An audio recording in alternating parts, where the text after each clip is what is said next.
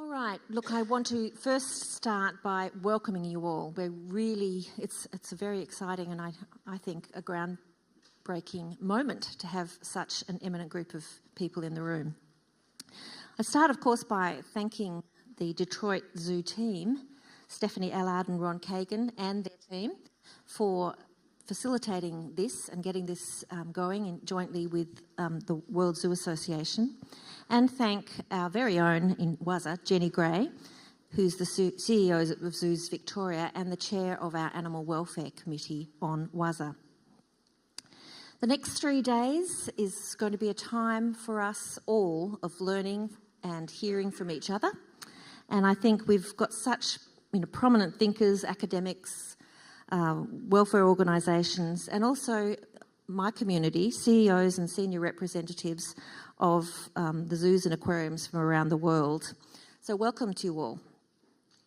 For me, and I think for Wazza Council and many of you Wazza members here, this is really an exciting opportunity for us to learn from each other, as I mentioned, about what is absolutely core to zoos and aquariums, and that is animal care.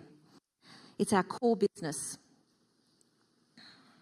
A bit of a background about Wazza, for those of you who aren't familiar with our work. We are an alliance of the world's leading high-standard conservation-based zoos and aquarium. We're a global forum for zoo and aquariums that lead in policy and strategy and the coordination of global initiatives relevant to the conservation of wildlife, animal care, and to our operations. We represent and advocate for our members. We are our members. And we form global partnerships to build our members' capacities and impact. So in hearing from us, please keep that in the context of how we operate and what we are as a group of committed zoos to the conservation of wildlife. We come from a variety of cultures and countries, and within our own community, a variety of zoo cultures. I come from Australasia, and even in what is a fairly cohesive cultural mix, we have a lot of fun and games on some of the issues facing us as a community. But that unifying factor about the work we do in wildlife and our commitment to animal care is our absolutely binding factor in the way we operate. So many of the zoos and aquariums here in the room have contributed really very meaningful impacts in conservation and in animal welfare. We've got the people here who have demonstrated in the way they manage their organisations some excellent examples of leading animal care for thousands of species. We're talking about thousands of species held by zoos and aquariums by members sitting here in the room. Firstly, for those of you who don't know around the conservation space, Wazza members, so this is our members' contribution to conservation at the global level. We're the third largest contributors to wildlife conservation, and this is to in situ actions to save wildlife. This is not insignificant, and we're going to be updating these figures. This is now a little old. We think it's much bigger than that. So I think that shows that we are not an insignificant player in this space. Additionally, this shows the spread of where we are working in conservation programs. Again, right around the world. And again, you're looking at, you've got representatives from here who are putting a huge amount of effort into saving animals in the wild.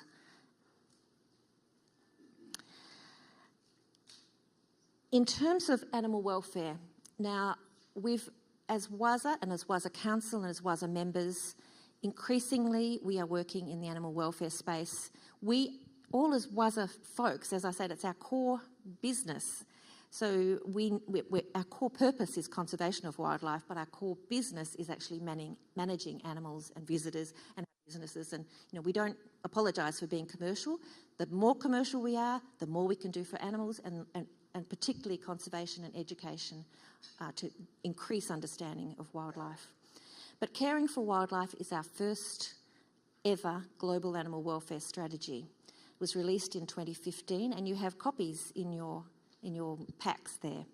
And many of you in the room from animal welfare organisations really assisted us in putting this together.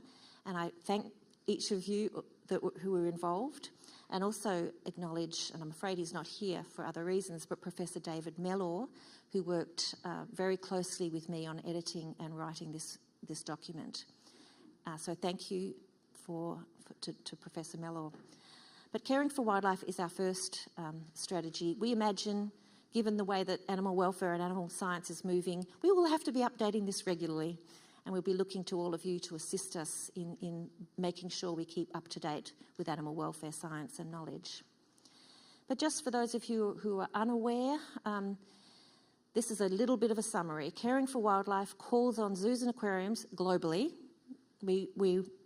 This not just WASA members, but all zoos and aquariums to be leaders in animal welfare. So it offers a structured approach for assessing and managing animal welfare through accreditation, staff training and expertise, welfare-focused exhibit designs, and environmental enrichment.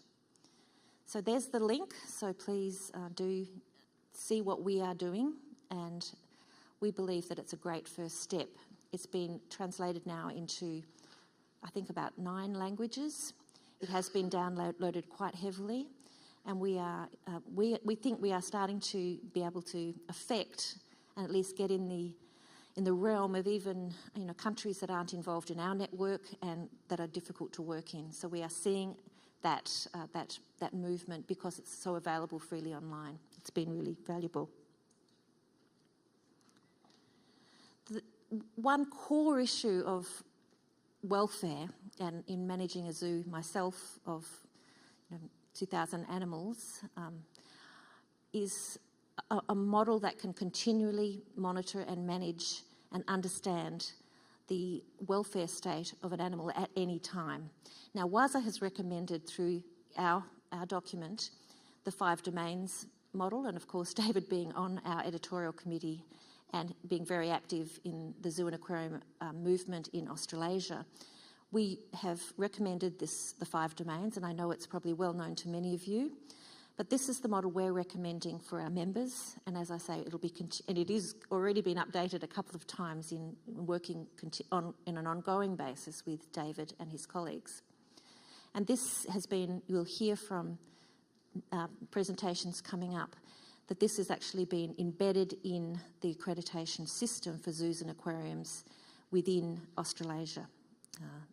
And that is, you have to be accredited. It's a welfare accreditation process in Australasia against the 5 domains model, and we'll hear more about that. But it's a very useful model for us, and we believe it's something that it will really help raise standards if people use it and apply it on an ongoing basis. But since then, since the Caring for Wildlife was published, we haven't stopped. We continue in our work to build knowledge at the global level with our members and hopefully with other members of other zoos and aquariums around the world.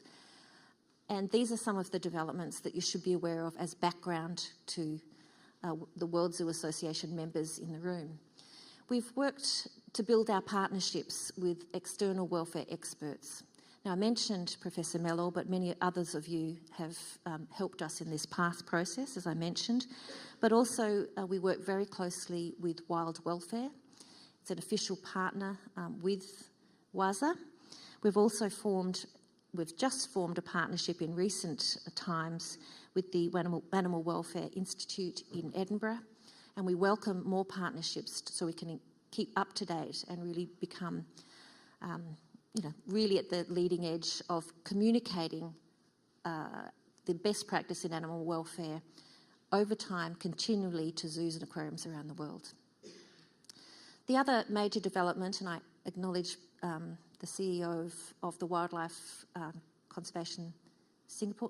Reserve Singapore, who hosted a accreditation summit in 2016 in August. We were able to convene all major regional zoo associations in Singapore. This was again a first, and the core topic was accreditation against animal welfare. And it was a great start. And we did come up with some clear outcomes from that. One of those was an animal welfare checklist, which has just been made available on our WAZA website.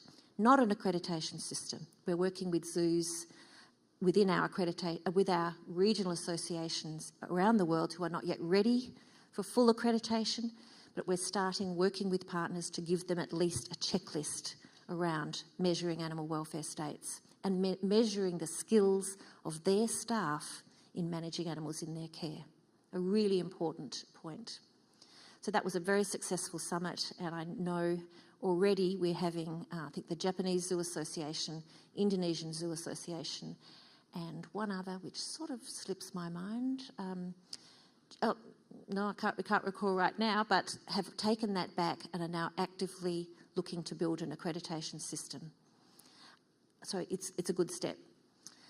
The other, an emerging contentious issue, which we talk about a lot within the zoo community, are the issues of animal interactions in zoos and aquarium and how this is managed from a welfare perspective.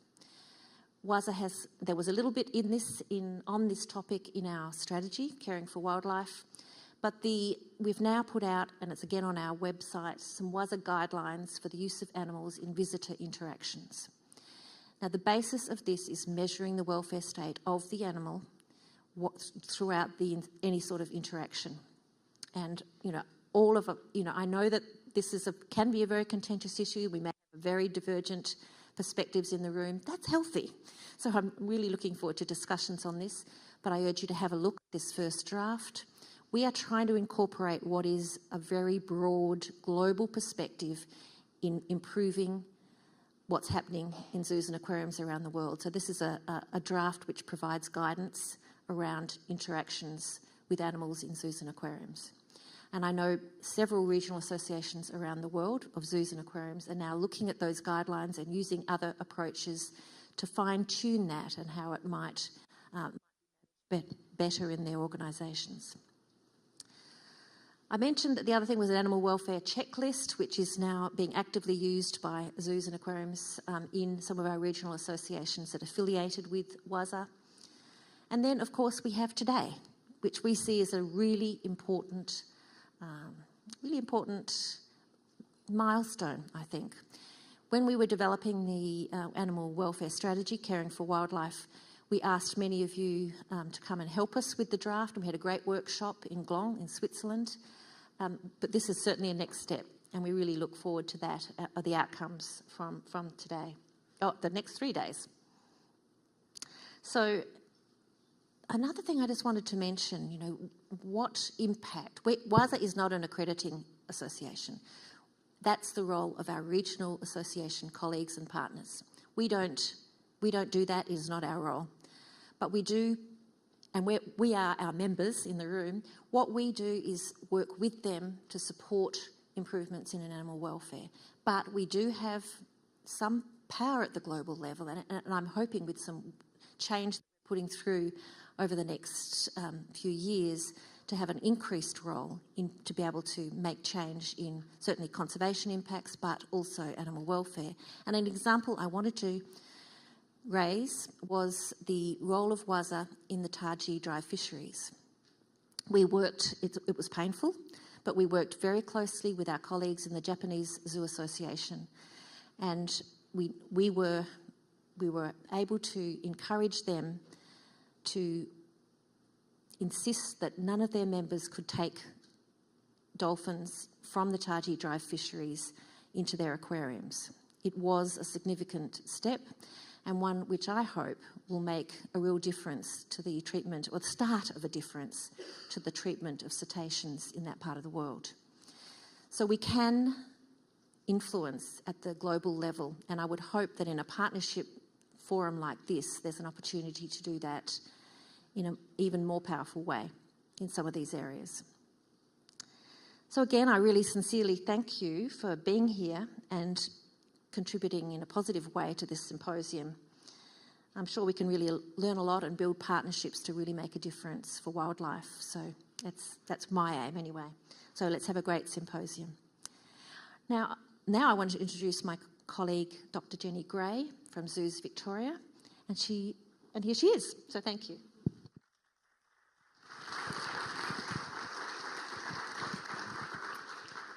Thank you, Susan, and good morning, everyone. I have to wish you happy Star Wars Day, and may the 4th be with all of you. Oh, come on. That's worth a laugh, at least. When I arrived on Sunday, the hotel where most of us are staying was hosting a science fiction convention. And while we may be a very diverse group of people, I'm glad to see that nobody has extra ears or T-shirts or anything like that. And it did make me think for a moment of how diverse our community is. In the room with us today, we have people from as far afield as, I think, New Zealand, Japan, Australia, Chile, Colombia. I'm not going to run through all of them, but our African colleagues as well from Uganda and South Africa, and people from Thailand. Right across the globe, we have a huge delegation of Americans, and we're delighted to be here with you in America, and thanks to Ron for hosting, as well as colleagues from Europe, and do we now have to say Europe and Britain? We also have, as Susan said, a great diversity, not just of countries of origin, but great diversity of fields, of disciplines, of specialities. We have academics, welfare organizations, non-government organizations, and of course zoos and aquariums. And even amongst our own communities, we have a great diversity. We have people who would call themselves birders or herpetologists or mammal people. And I think while we celebrate diversity, we all come together with one purpose. And the purpose we come together for the next 3 days is about animals and about our commitments to make their lives better each and every day. And every day we are reminded that we don't do enough. And it doesn't matter how much we do, we can always do that extra step. We can always add, and we can always do something more. And I think that's what's driving us. The strategy that Susan spoke of, and I'm delighted you have it in your packs, she underplayed her own role. She was a driving force in getting this document written. In fact, I think she wrote most of it.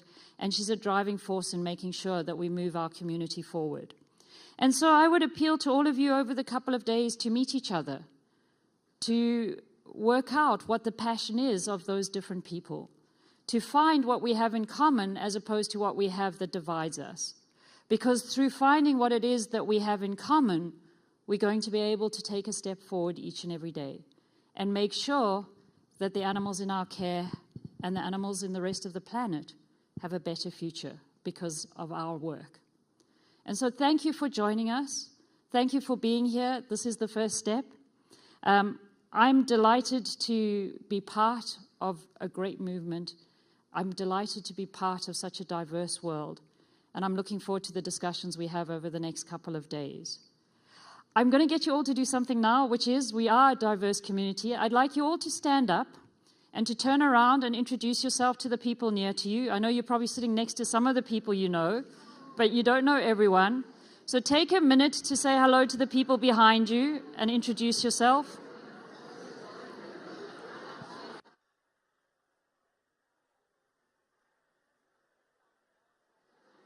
It's a bit chaotic. We'll let them.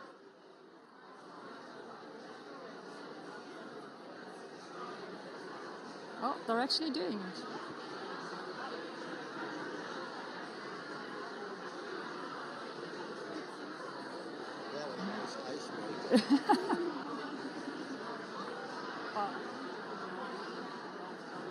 Oh, that's impossible. Right. Take a day.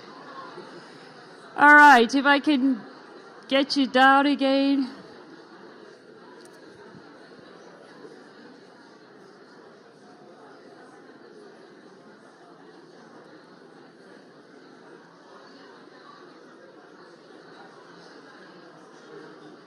All right.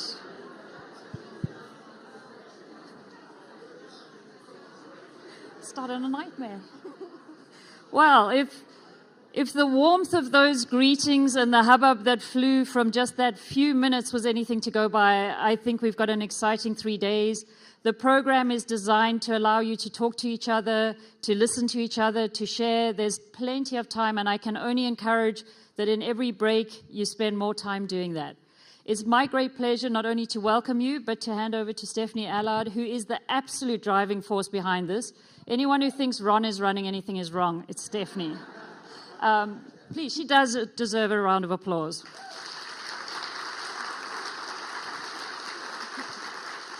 And my last, before I hand her the mic, is if anything is confusing on the program, if you don't know what to do when it's your turn, ask us. We're happy to tell you and share with you anything we know. And other than that, make it up as you go along. Thank you very much.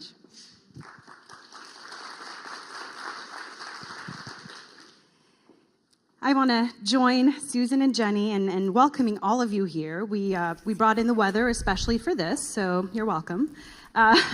We do have a very, very full program, and in order to help us keep things as much on track as we possibly can, we have included in your Congress materials biographies for everybody who's here.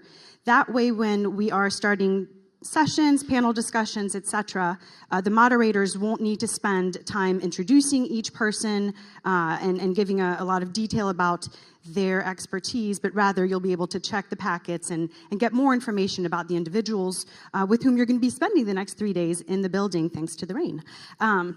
A couple of things to keep in mind. If you are participating in a session coming up and it's about time, please do go to the door that is on my left and your right. That leads to our backstage area where you will be able to then enter. A couple of other things. We also have some amazing staff members throughout not just the building and the room to help with any questions you might have, etc. But we also have folks who are going to be holding up signs letting you know that you are out of time, as I am. And so please don't make them wave at you or shame you in any way. Let's try to keep on top of the program. And then another thing to keep in mind is that in your packets, we have included index cards. That is because we're trying something a little bit different. Rather than having questions from the audience using a microphone and taking a bunch of time to do that, we're asking you to write down your questions as the speakers are presenting or as the panels are discussing, and then pass them down to the end where we will be collecting them and then getting them to the moderators so that they're able to address as many of the questions as we can in the time allotted. And then the last thing that I want to say for just a brief minute is a little story, and it's one that we tell often here and one that I'm sure some of you have heard before. And if that's the case, please excuse my creative liberties. So here goes. There was a young woman walking along the beach, and as she's walking, she sees starfish littering the sand. And ahead of her, she sees an older woman who is bending down and picking up individual starfish and putting them back in the ocean. She sees all of these starfish. She walks up to the older woman and says, "Why are you doing this? There's so many. What difference does it make?" And the older woman looks at the starfish in her hand, looks at the young woman and says, "To this one, it makes a difference." So I want to thank all of you for being here and making sure that our global community makes a difference for each and every individual animal that we are involved with. So thank you all again very, very much. I hope you enjoyed the 3 days, and please do let us know if you have any questions.